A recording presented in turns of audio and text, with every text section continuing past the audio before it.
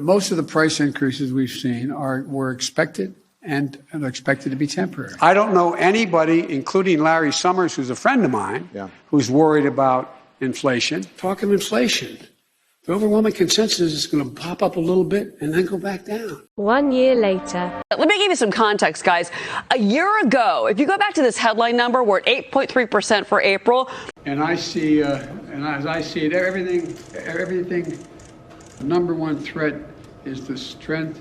A year ago, we were at 4.2%. We have doubled these numbers over the last year. And that strength that we built is inflation. Last month, it was food, it was shelter. Now what they're saying as far as for the month of April, they're saying, we have no plan. They have no plan. My plan is to make concrete. The pressure came in. Shelter, food, airline fares, and new vehicles were the largest contributors to the sizzling, the headline number increase. Republicans kind of want to make, and Congress want to make. I know. I can taste it.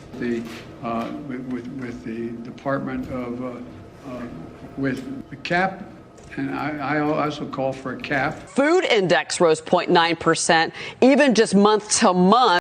We have to talk about it because the American people think the reason for inflation is government spending more money. Simply not true. Inflation is made in Washington because only Washington can create money. And any other attribution to other groups of inflation is wrong. Consumers don't produce it. Producers don't produce it. The trade unions don't produce it. Foreign sheiks don't produce it. Oil imports don't produce it.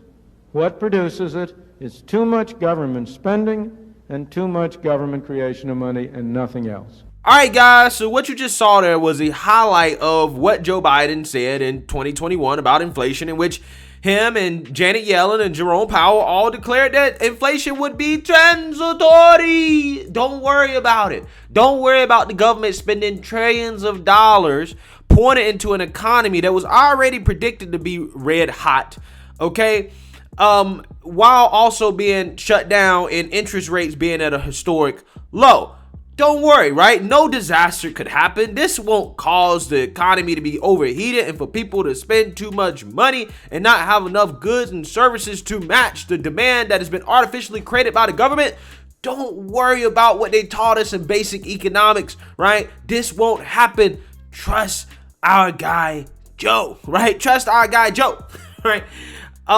However, again, fast forward to 2022, and yet again, we have another month of historically high inflation, okay? As April's annualized inflation rate came in at 8.3%, right? Slightly better than March's 8.5% annual rate. However, still historically high, okay? So with that being said, the Biden administration has to do damage control because what is happening is literally the exact opposite of what him, Janet Yellen, Jerome Powell, and the rest of the Democrat Party told us what would happen, okay? So now, again, he has to try to clean this up. He has to explain to the American people not only, why this happened, but he also has to explain how he's going to fix it, okay? And Joe Biden, in regards to trying to justify why in the world the government spent trillions of dollars on an economy that at the time didn't really need the money, Joe Biden pulls out the oldest trick in the book, which is basically say that he inherited a terrible economy. Take a look.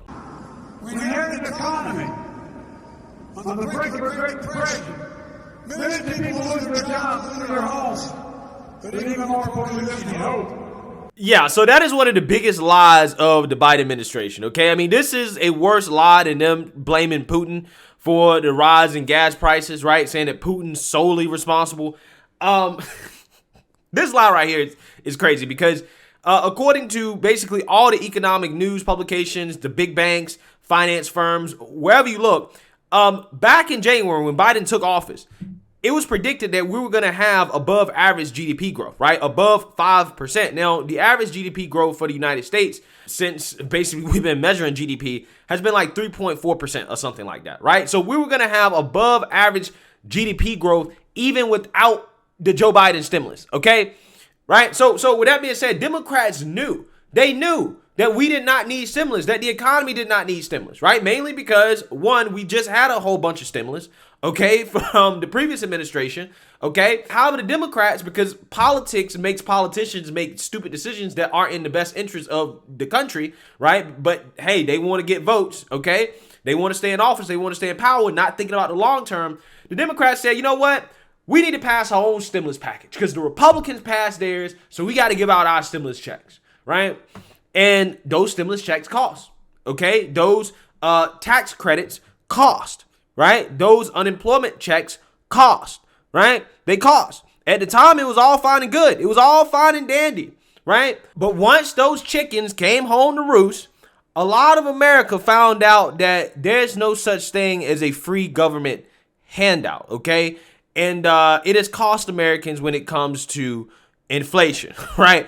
So with that being said, Joe Biden, because he's acknowledged that he was wrong, right? His whole team was wrong. He now has to deal with the problem. And he's trying to present his solution to the problem. However, the problem is that it doesn't seem that Biden is actually interested in working with Republicans who he needs in order to try to fix this problem. It seems like he's more interested in name calling, right, than he is actually trying to work together with his colleagues to help the American people with this inflation problem. Take a look. Senator Rick Scott of Florida, United States Senator, who's leading the Republican National Senatorial Campaign Committee, released what he calls the Ultra MAGA agenda. It's a MAGA agenda, all right. Let me tell you about this Ultra MAGA agenda. It's extreme, as most MAGA things are. I don't want to hear Republicans talk about deficits and their Ultra MAGA agenda. I never expected the Ultra MAGA Republicans who seem to control the Republican Party now to have been able to control the Republican Party. Yeah, so that is the President of the United States, guys. Joe Biden attacking his Republican colleagues for presenting a plan to try to help fight inflation. Now, Rick Scott's plan is controversial, right? A lot of Republicans haven't endorsed it because allegedly he wants to raise taxes on people who don't pay taxes in this country. Okay, that's who he wants to raise taxes on. And again, that's very controversial. So the Democrats, Joe Biden, instead of actually saying, you know what, Republicans have presented a plan. Okay, I have a plan. Let's work together and see if we can come up with some common solutions that we agree with to try to fix this problem. Instead of doing that and trying to be bipartisan, no. Joe Biden decides to take this opportunity to attack Republicans and to say that the plan is ultra MAGA, right? It's extreme. Okay, he wants to cast Republicans as extremists. Okay, further divide the country. Now, the reason why he's doing this is because, like his COVID-19/pandemic plan, right, he actually doesn't have a plan to fight inflation. He doesn't have a plan. So he can deflect from his lack of plan, which his plan is basically build back better, light, right? That's basically what it is. So instead of focusing on that, again, he wants to name call. He even goes as far as to declare former President Trump the great MAGA king. Take a look. Under my predecessor, the great MAGA king, the deficit increased every single year he's president. The first year of my presidency, the first year, I reduced the deficit, literally reduced the deficit by 3. Yeah, so that is Biden basically declaring Trump the great MAGA king, which is actually a pretty cool name, right? So cool that even Trump himself went on Truth Social to troll Biden and to basically make a meme out of the nickname that Biden has bestowed upon the former president. By the way, Biden doing that segment, he tried to say, well, I reduced the deficit.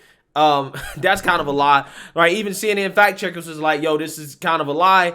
You're not personally responsible for reducing the deficit, even though the deficit did fall in 2021. It actually should have failed even more than it did, right? It failed 360 billion, but it was actually predicted to fall 870 billion, which means that you fell short, right?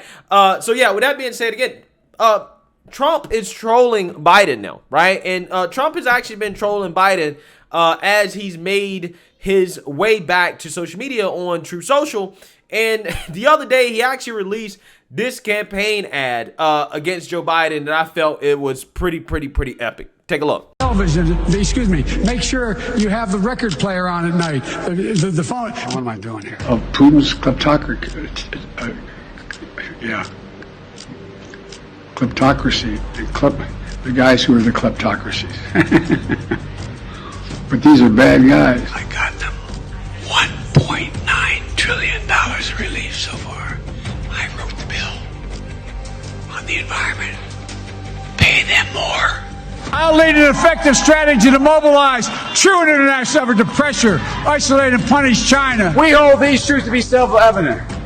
All men and women created by you know the thing. So the best way to get something done, if it holds near and dear to you that you like to be able to, anyway.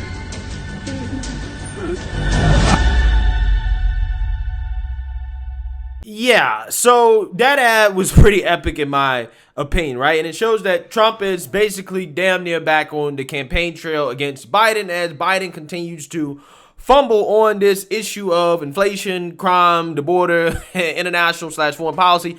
He's just fumbling on everything, right? Including his words as well, right? So with that being said, when it comes to the whole inflation thing, guys, right? Here's the reality of the situation. I'm going to keep it 100 with you.